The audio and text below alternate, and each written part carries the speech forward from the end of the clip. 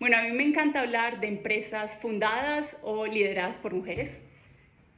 Y descubrí una que tiene el nombre en su etiqueta. Este producto se llama Viuda de Clicquot. Es un champán y el champán solo se produce en la región Champagne de Francia, por eso tiene denominación de origen. Y esta es una de las marcas más exitosas en este rubro. Y no fue fundada por una mujer, pero ella heredó. Básicamente su ex suegro era el que tenía un viñedo, se lo hereda a su hijo. Su hijo era un idealista que le encantaba el buen vino, la buena comida, le encantaba vivir bien. Y básicamente este era su mayor atributo. Y el otro es que le permitía a su esposa aprender del proceso del vino, porque acuérdense que en esa época, estamos hablando de 1700 y pico, los 1700, 1800, las mujeres solamente podían tener hijos y no se podían involucrar en nada más. Pero este hombre le permitió involucrarse y que aprendiera todo sobre el proceso del vino.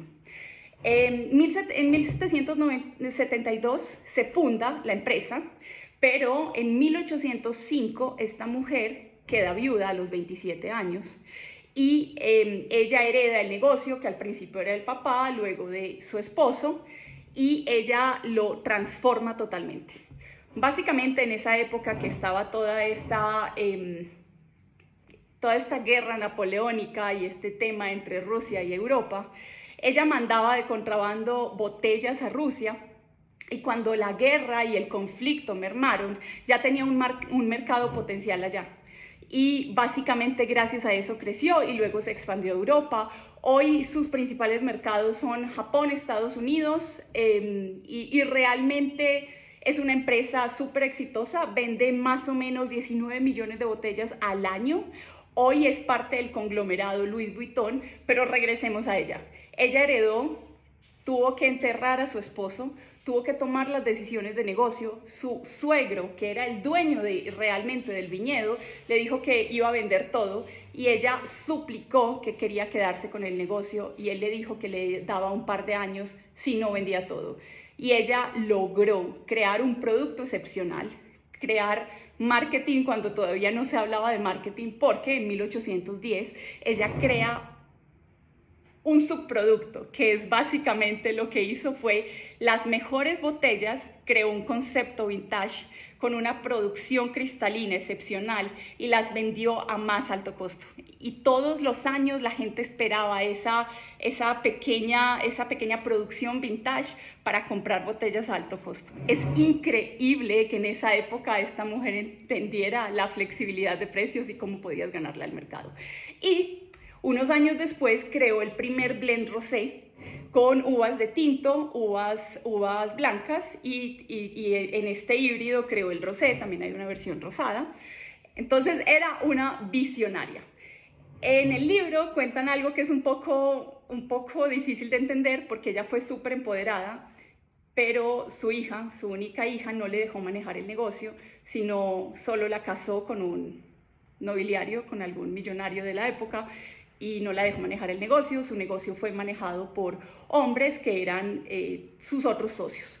Entonces eso es bastante controversial porque fue una mujer que vivió en carne propia lo difícil que es ser mujer en el mundo de los negocios en una época tan arcaica como 1800. Lo hizo increíble, pero no dejó que su hija entrara, sus razones habrá tenido. Pero es interesante esa perspectiva.